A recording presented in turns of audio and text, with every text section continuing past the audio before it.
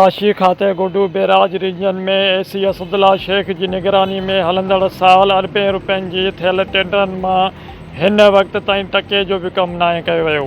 Footage में तव्हां वाज़े तौर ते ॾिसी सघो था त हलंदड़ साल जे अप्रैल महीने में इंजीनियर हफ़ीज़ डाणी जी डिवीज़न में एसी असदुल्ला शेख पंहिंजी निगरानी में टेंडर कराए रहियो आहे, जंहिंमें आपाशी खाते सां लाॻापियल हिकु रिटायर्ड टेंडर क्लार्क पिणु मौजूदु आहे।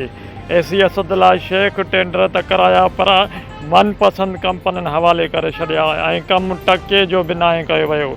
अरबें रुपयनि जा जाली बिल एसी असदुल्ला शेख पाण वेही ठाराए जून 2023 में एडवांस पेमेंट कढाए तेल 3 वाल करे छॾी आहे।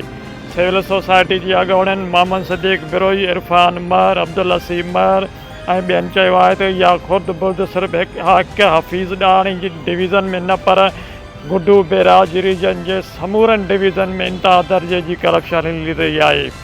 एसी असदुल्ला शेख सिर्फ़ु पंहिंजे परसेंट वठी वात खे तालो हणी छॾियो आहे, कंहिं बि इंजीनियर खां को बि पुछाणो नथो करे। साल 2023 में थियल टेंडरनि मां के बि कम न थिया आहिनि या त न ऑफिसरनि सिर्फ़ु ठेकेदारनि जे बंगलनि ते अयाशियूं करण में पूरा आहिनि ऐं आपाशी खातो कागज़नि में हली रहियो आहे।